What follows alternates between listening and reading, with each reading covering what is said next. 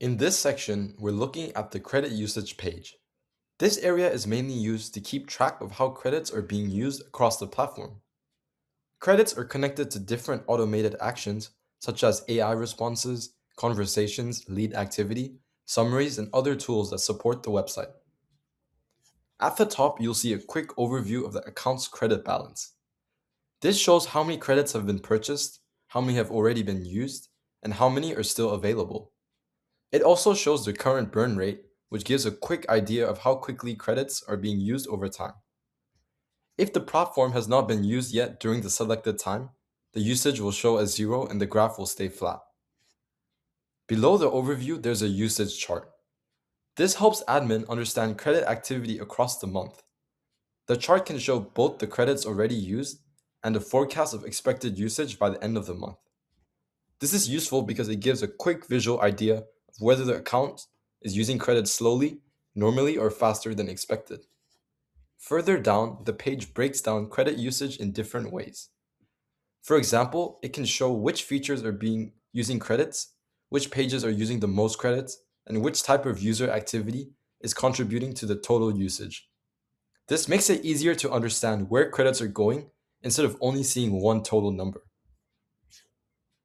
The Usage Details tab gives a more detailed view of usage across pages or categories. Once there's activity on the platform, this section will show where the credits are being used and how much each section has consumed. If there has not been any activity yet, the table will simply show that there's no usage for the selected period. The Rate Card tab explains how credits are being charged. This is where admins can see what each feature costs. For example, some tools may be charged based on the number of messages, the length of a conversation, the number of queries, or when a new lead is captured. This helps users understand how the credit system works before heavy usage begins. It also makes the billing more transparent because each feature has its own rate and explanation. The Credit and Alerts tab is mostly where the monthly credit tool can be monitored more closely.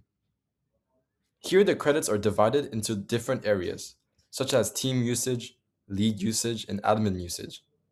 This makes it easier to control how the credits are distributed across the platform. There are also alert thresholds. These alerts notify the admin when usage reaches certain levels, such as halfway through the monthly credits or close to the full limit. Alerts can be sent through email or in-app notifications, helping the team avoid unexpectedly running out of credits. The Team Usage tab focuses on staff members. This section shows how many credits have been allocated to each team member and how many have used and how many they still have left. Admins can also adjust credit limits for individual team members using the Allocate option. This is useful when different staff members need different levels of access or usage depending on their role. The Lead Usage tab works in a similar way, but it focuses on individual leads. It shows how many credits have been assigned to each lead and how many have been consumed, and how many remain. This allows admins to track usage connected to lead interactions and manage limits if needed. At the top right, there are also a few important buttons. The Refresh button updates the data on the page.